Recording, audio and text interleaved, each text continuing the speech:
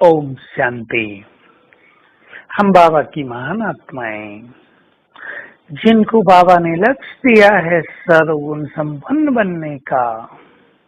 हम संगठन में रहते हैं। संगठन हमारी शक्ति है।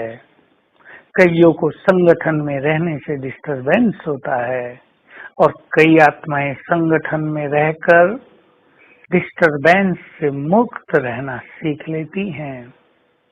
जो मनुष्य संगठन में रहते हुए सबके साथ एडजस्ट कर ले, सबके साथ मिलकर चले, सबके संस्कारों से मिलन कर ले, वही सचमुच श्रेष्ठ ज्ञानी आत्मा है। लेकिन जिस मनुष्य को संगठन में डिस्टरबेंस होने लगे, जो अपने को किसी भी संगठन में सेट न कर पाए, जो दूसरों के वचनों से डिस्टर्ब होते रहें, जिनको बहुत फीलिंग आती रहे, जो संगठन में रहते हुए पुरुषार्थ भी न कर पाए, वो श्रेष्ठ ज्ञानी नहीं है। हम अपने संस्कारों को सॉफ्ट करें और पहला संकल्प करें कि हमें सबसे मिलकर चलना है, सबकी श्रेष्ठ कामनाओं को पूर्ण करना है। कामनाएं पूर्ण करने का अर्थ ये कदापि नहीं होता कि दूसरों की गलत कामनाओं को भी हम पूर्ण करेंगे, लेकिन हम सहनशील बनकर रहें, हम दूसरों के साथ मिलकर चलें। ये ना संकल्प हो कि जैसा मैं चाहूं वैसे ही सब मेरे साथ चलें, बल्कि पहले ये संकल्प कर लें संगठन में जैसा दूसरे चाहते हैं वैसा हम चल कर दिखाएं। दूसरे हमको बहुत एफिशिएंट, बहुत जिम्मेदार देखना चाहते हैं, बड़ा योग्य देखना चाहते हैं, हम वैसा बन जाएं। कभी कभी संगठन में रहने वाले लोगों में अहम होता है।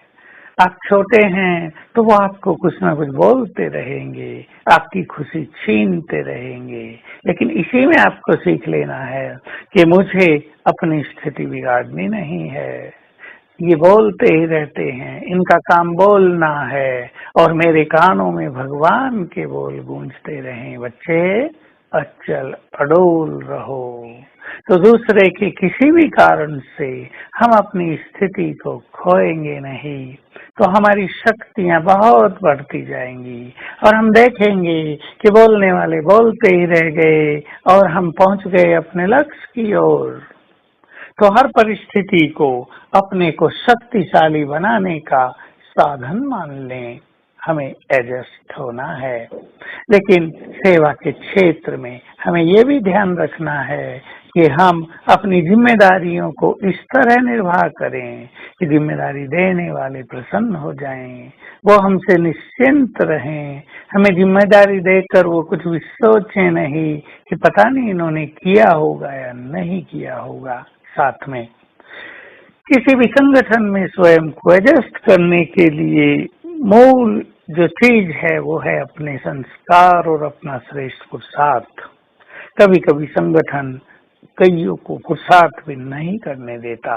कई बड़ों को ये बिल्कुल पसंद नहीं होता कि छोटे भी श्रेष्ठ पुरुषार्थी बने, परंतु हम पुरुषार्थ अंदर ही अंदर बहुत अच्छा कर सकते हैं। अंदर ही अंदर ऐश्वर्य होने का अभ्यास, स्वमान का अभ्यास, कर्म करते हुए योग युक्त रहने का अभ्यास किया जा सकता है। तो हम याद रखेंगे, जो जितने देह से न्यारे हो जाते हैं वो उतने ही सर्व के प्यारे बन जाते हैं।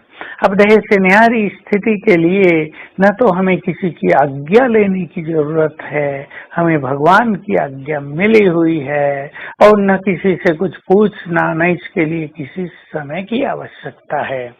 तो हम आज संकल्प करें, जिनके भी साथ हम रहते हैं टकराव मुक्त रहेंगे, फीलिंग मुक्त रहेंगे, सहनशील होकर रहेंगे, साथ मिलकर चलेंगे, साथ लेंगे भी और साथ देंगे भी। तो संगठन हमें महान बनाने वाला बन जाएगा।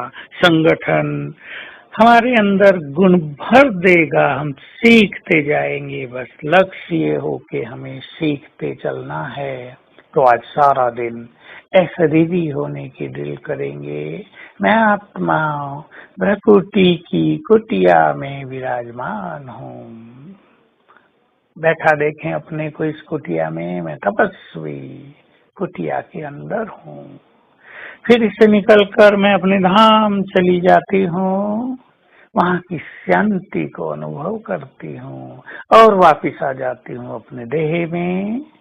तो स्वयं शरीरी होकर आत्मिक स्वरूप में स्थित होकर दूसरों को आत्मा देखने का आज अभ्यास रहेगा। ओम शांति।